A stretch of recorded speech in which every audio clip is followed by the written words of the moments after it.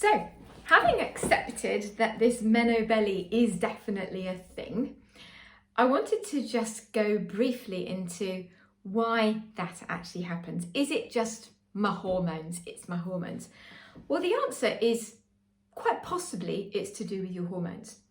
During our perimenopause and menopausal years, your hormones don't just steadily drop down. Everybody says, oh, my estrogen's going down and down and down, and my progesterone's going down and down and down. But that isn't necessarily what happens to everybody. For some people, they actually become estrogen dominant, and that's because their progesterone's dropping lower than their estrogen. So instead of having a nice balance, they've got one that's definitely dominant and one that's definitely recessive. So some people might become estrogen dominant. Other people might become what's called androgen dominant. They might have their hormones balancing out in another way. So whilst the fluctuations in your hormones do affect the way that fat is stored, there are other things that affect it too. It's quite interesting. The effect of your hormones fluctuating causes two different types of people. You're often either an apple or you're a pear. So some people basically end up getting more fat all over their body. They have an increase in this abdominal fat. They have more fat under their skin, and they turn into this sort of apple shape around their stomach. But other people who have different menopausal hormonal issues might actually become almost more pear-shaped. They sometimes have less peripheral fat. The bottom goes. They become the bottom goes just like a straight line down behind them. There's nothing to get hold of. They may actually have reduced muscle. They become quite scrawny on their sort of limbs. There's no muscle on their limbs, so they've got no bottom, no muscle.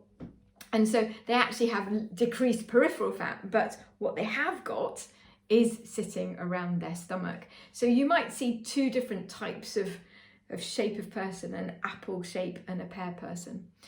But there is no doubt that there are other factors at play. It isn't just our hormones. And people often say, I'm honestly not doing anything different.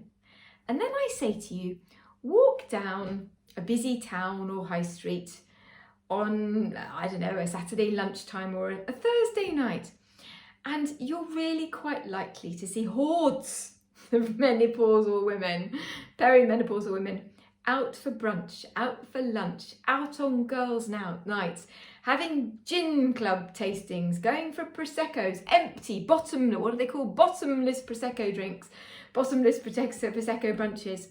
And there is no doubt that around the menopause age, we may be able to spend a little bit more time on our social interactions, and we spend that money in restaurants and often eating. So whilst in the home we might not be doing anything different, when we're out and about, you may well be socializing and intaking far more calories than you ever used to.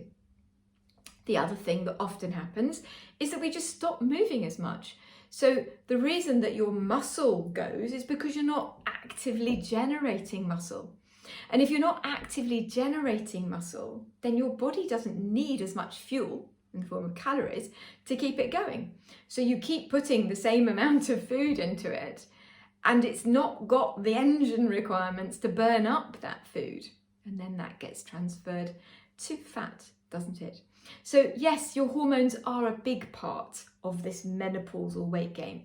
And depending on how your hormones fluctuate, and only somebody who's going to do hormone testing will be able to tell you which side of the fence you lie on, you might find that you've become a different shape. But any fat that you have got may well be focusing on your middle.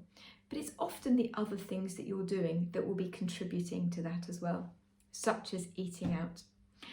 The other thing that tends to happen is we're not sleeping very well, we've got anxiety, we may not be eating particularly healthily when we're eating at home, and we may be exposed to something called xenoestrogens. These are the fake estrogens, toxins if you like, around us. And over the next few videos, I'm going to go into those in a little bit more depth. I hope you look forward to enjoying those too.